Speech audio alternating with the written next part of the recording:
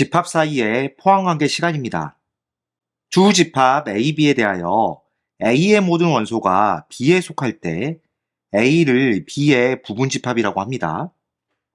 A라는 집합의 원소가 1, 2, B라는 집합의 원소가 1, 2, 3, 4이면 집합 A의 모든 원소 1, 2가 집합 B에 속하므로 A는 B의 부분집합입니다. 집합 B의 원소 중 3, 4가 집합 A에는 속하지 않으므로 B는 A의 부분집합이 아닙니다. 이것을 벤 다이어그램으로 그려보면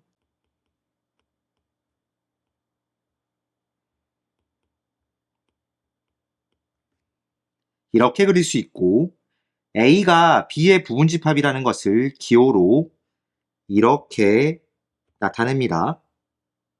이 기호는 포함하다라는 뜻의 영어 단어 contain의 첫 글자 C를 기호로 만든 것입니다. B는 A의 부분집합이 아니므로 기호로 B는 A의 부분집합이 아니다. 이렇게 나타냅니다. 공집합은 원소가 하나도 없는 집합인데 모든 집합의 부분집합이 됩니다. 모든 집합은 자기 자신의 부분집합이 됩니다.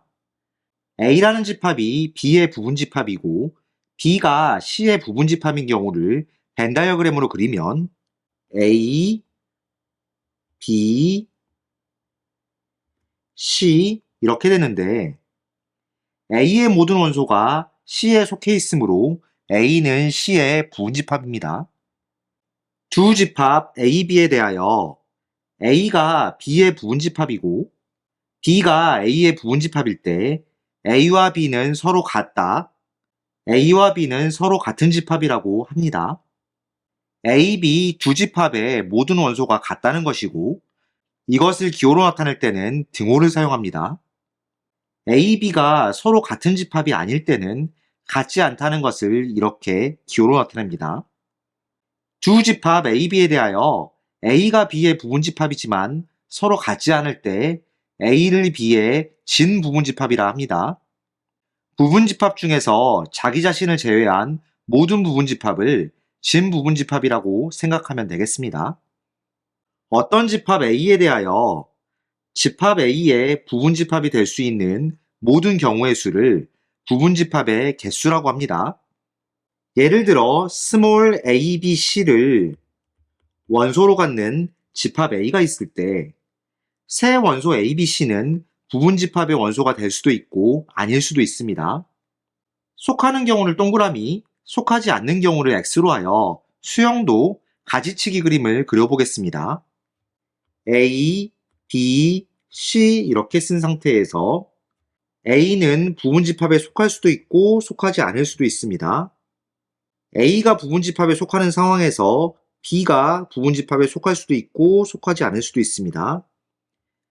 각각의 경우에 대해서 C도 속하고 속하지 않고 그 다음에 C가 속하고 속하지 않고 A가 부분집합에 속하지 않을 때 B가 속하는 경우, 속하지 않는 경우 그 다음에 C가 각각의 경우에서 속하는 경우, 속하지 않는 경우 속하는 경우, 속하지 않는 경우 이렇게 나타냈을 때 A의 부분집합은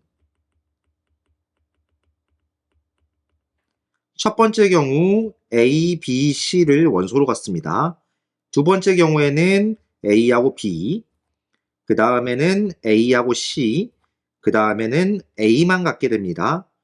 그 다음에는 B하고 C, 그 다음에는 B만 갖습니다.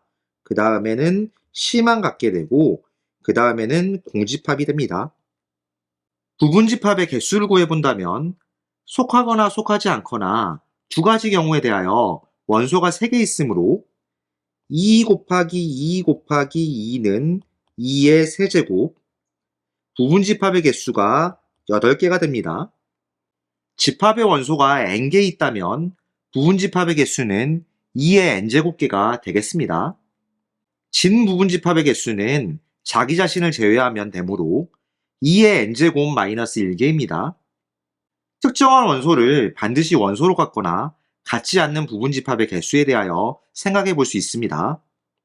예를 들어 스몰 a, b, c, d를 원소로 갖는 집합 A에 대하여 특정한 원소 a, b를 반드시 원소로 갖는 부분집합은 a, b를 제외한 집합 c, d의 부분집합에 원소 a, b를 넣은 것과 같습니다. 집합 c, d의 부분집합은 공집합, 그리고 c가 한 개 있는 집합, 그리고 d가 한 개 있는 집합, c, d가 전부 들어있는 집합. 이렇게 되는데 여기에 원소 a, b를 넣으면 a, b, a, b, c, a, b, d, a, b, c, d가 됩니다. 결국 부분집합의 개수는 a, b를 제외하고 부분집합의 개수를 구하는 것과 같으므로 2의 4제곱 마이너스 2, 지수에서 2를 빼서 2의 제곱, 그러니까 4개가 됩니다. 특정한 원소를 같지 않는 경우도 그 원소를 빼고 구하면 됩니다. 즉, 원소가 n개인 집합에서 특정한 원소를 반드시 포함하거나 포함하지 않는 경우에는 2의 n제곱에서 지수에 포함하거나 포함하지 않는 수를 빼서 구하면 됩니다. 집합 A의 특정한 원소 m개를 반드시 원소로 가지면서 동시에 특정한 원소 k개를 원소로 갖지 않는 부분집합의 개수는 2의 n제곱에서 m하고 k를 빼서 2의 m-m-k개가 되겠습니다. 자, 그렇다면 예제 문제를 살펴보겠습니다. 7번입니다. 집합 A, B가 주어져 있고 1은 B의 원소일 때 다음 중 항상 옳다고 할 수 없는 것을 고르라고 되어 있습니다. 1이 집합 B의 원소이므로 이것을 이용해서 만든 집합 A는 1하고 2를 더해서 2가 곧 A의 원소라고 할 수 있겠죠? 집합 B는 집합 A에 속하는 원소를 곱해서 만듭니다. 그러면은 2 곱하기 2가 4가 되므로 4가 곧 B의 원소가 된다고 볼 수 있겠죠? 2하고 4가 B의 원소이므로 A의 원소가 될 수 있는 것은 1 더하기 4를 한 5가 A의 원소, 4 더하기 4를 한 8이 A의 원소가 됩니다. 2에다가 5를 곱한 10은 B의 원소, 2에다가 8을 곱한 16은 B의 원소, 5에다가 5를 곱한 25는 B의 원소, 5에다가 8을 곱한 40은 B의 원소가 되고 8에다가 8을 곱한 64도 역시 B의 원소가 되겠습니다. 이런 식으로 무한집합을 만들 수 있을 텐데 A의 원소를 일단 정리해 본다면은 A의 원소는 2, 5, 8, 그 다음에 11, 14, 17, 20 이런 식으로 나오겠죠. B의 원소는 1, 4, 10, 16, 25, 40, 64 이런 식으로 되겠습니다. 선택지를 살펴보면 1번 2는 A의 원소이다 맞는 표현이죠. 2번 8은 A의 원소이다 맞는 표현입니다. 3번 16은 A의 원소이다. 반드시 16이 A의 원소라고는 할 수는 없겠죠. 4번 4는 B의 원소이다 맞는 표현입니다. 5번 64는 B의 원소이다 역시 맞는 표현이 되겠죠. 따라서 7번 문제의 정답은 3번입니다. 다음 8번입니다. 집합 A의 부분집합들 중에서 원소의 개수가 2개인 부분집합들의 원소들의 총합을 구하라고 되어 있습니다. 원소를 2개씩 골라서 부분집합을 만들어 본다면은 먼저 2를 골랐을 때 나머지가 2, 2를 골랐을 때 3, 2를 골랐을 때 4, 2를 골랐을 때 5 이런 식으로 만들 수가 있습니다.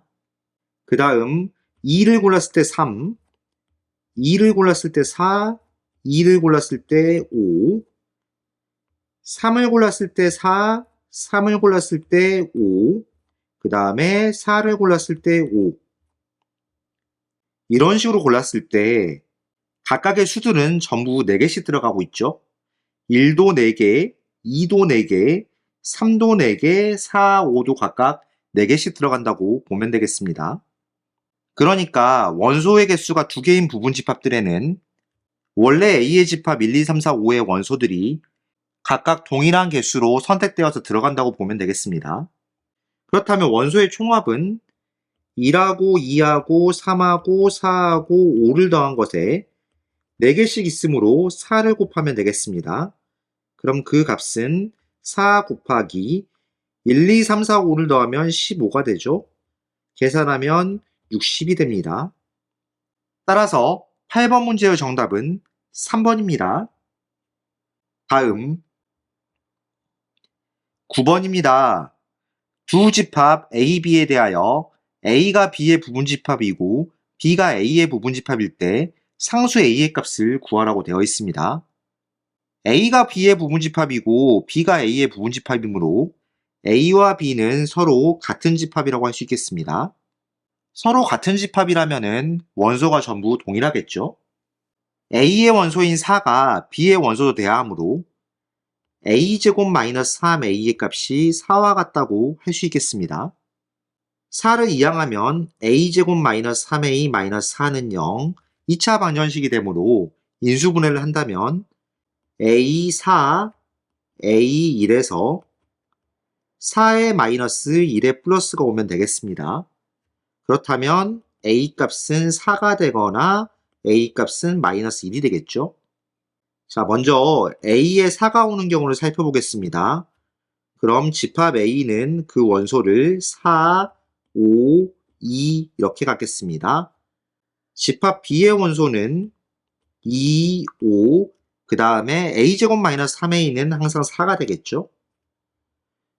이렇게 봤더니 A하고 B의 원소가 모두 같으므로 A하고 B는 같은 집합이 됩니다.